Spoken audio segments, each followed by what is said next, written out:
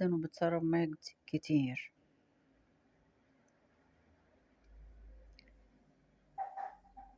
هنجيب الفل.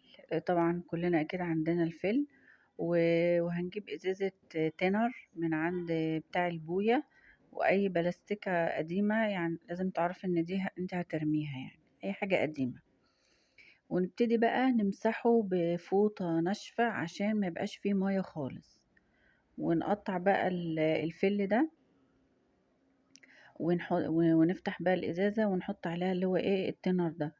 التنر دوت مجرد ما بينزل على الفل ده هتلاقي الفل ده بيسيح.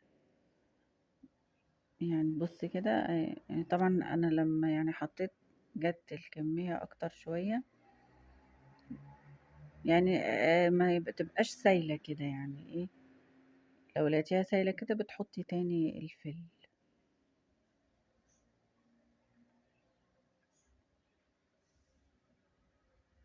هنقطع بقى فل تاني لان لقيتها سايلة، يعني تخلي كأنها عجينة كده، ايه يعني متماسكة شوية.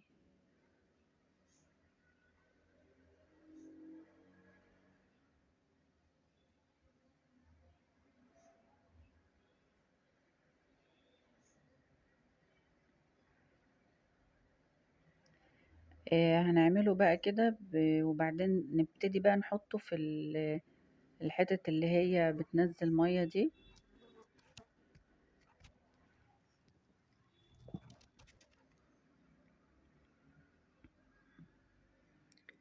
هنحط بقى كده اهو.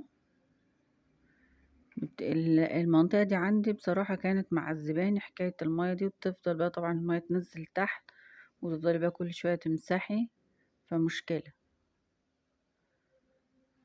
هي بقى عندي زي كأنها ايه فجوة كده كبيرة، فانا حطيتها كلها وعملت كمية تانية.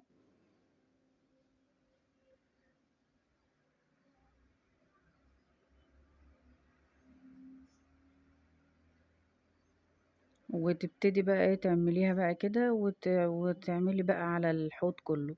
يفضل ان انتي تعمليها بالليل، يعني طبعا عشان خلاص بقى ايه، بعد ما تخلصي المواعين تحطيها بالليل وتسيبيها بقى عشان تنشف براحتها خالص. يعني هي لما يعني بتبقى بتقعد فترة بتنشف كويس جدا، وبتبقى لزقتها حلوة. بس لازم تعمليها بالليل، او لو مثلا انت خارجة ولا حاجة تعمليها، يعني الحوض ما يجيش عليه مية. هي بتقعد شوية على ما بتنشف، بس بتنشف جامد جدا يعني. بس تدهني بقى كله كده وتسيبيه بقى ينشف خالص.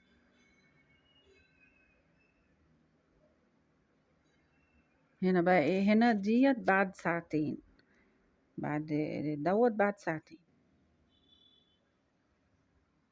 طبعا هي لما تقعد من بالليل للصبح بتنشف اكتر من كده.